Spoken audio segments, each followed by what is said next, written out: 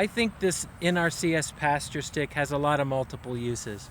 Not only is it great for like estimating forage, things like that, I also went down into the shop and I got a little 1/4-inch paddle bit and I taped it to the end right here as a little pointer, and I'm going to show you how that's going to become important in our step point monitoring situation. So monitoring is probably one of the most overlooked elements of range and pasture management that I've come across in my career over 20 years. Some producers will put some time and expense into it. Some of them just basically use their eyeball, and that's been doing just fine for them.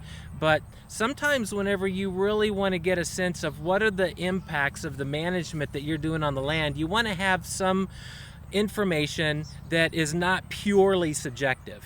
So one of the elements that we can do is a point step transect to give us some information on what the composition of this pasture is. Let's say that you are a grazer and you are interested in tracking the change in the pasture plant composition over time given your management. Perhaps you have a high density adaptive grazing system and you're wanting to know how that's going to impact the soil and impact the plant community as far as what changes are going to take place over time throughout the given years based upon your management. The point step method is a very simple way of doing that. Basically, all I'm going to do is walk across from a transect point. I'll take a stake, I'll paint it yellow, I'll drive it in the ground, and I'll come back to that transect point every year, and I'll make my assessments based upon that point so I have some idea of what the change is in this particular pasture.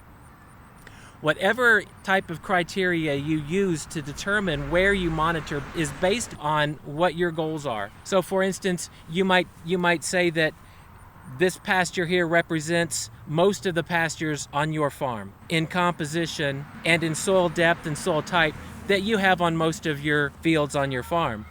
So this would be a good representative sample for you. Again, you choose your samples based upon what your goals are.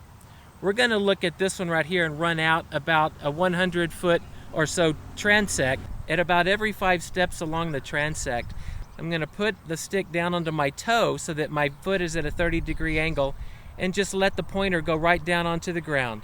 And whatever that pointer touches at every single point along the transect, that's what I'm going to record on my sheet.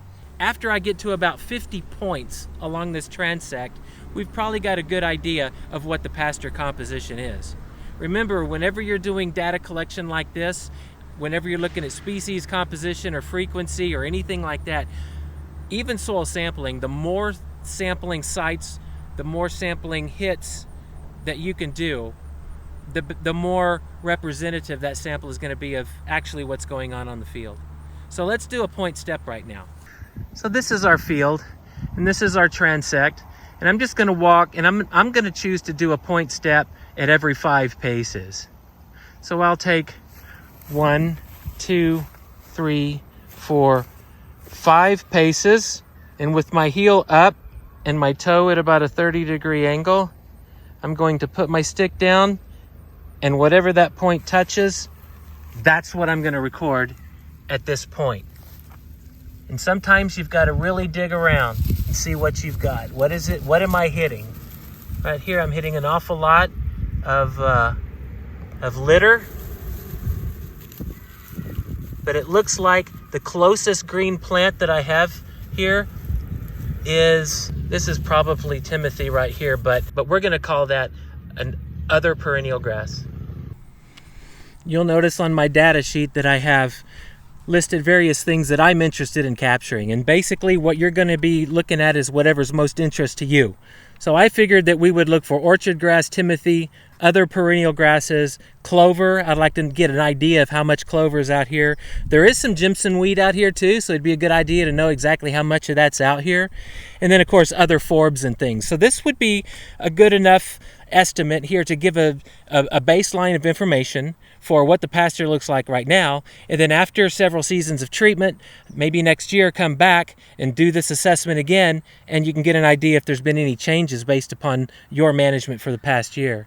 So in our first transect, on my first point, I hit Timothy. So I'm just going to put a 1 right there, and that's going to be it. I'll mark all of my hits as I go down, and then I will total them up as I go. So let's go collect some more and see what we have. Okay, so here we come down and we impact a forb. So we're going to boot other forbs there. Okay, on this point, we look down and dig deep and see what we can find.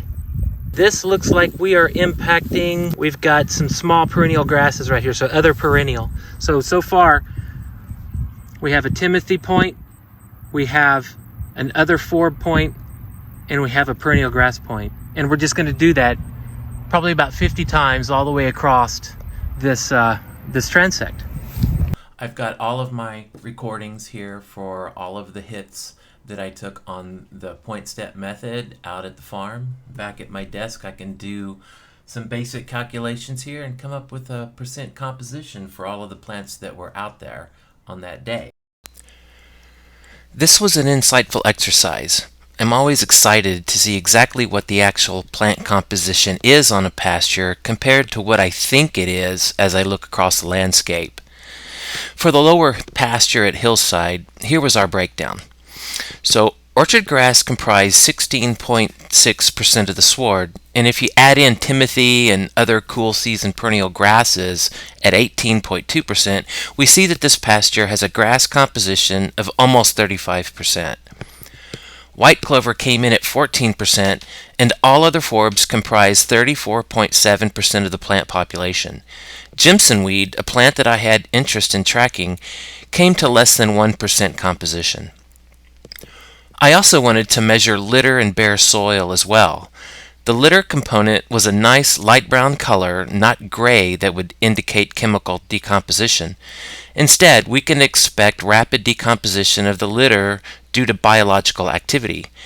It came in at 11.6% of all points on the transect, and bare soil accounted for a little over 4%. So now I have a baseline of the plant composition that I can compare to assessments made next year and those following, and I can get an idea of the impact I'm having on the plant population due to my grazing system.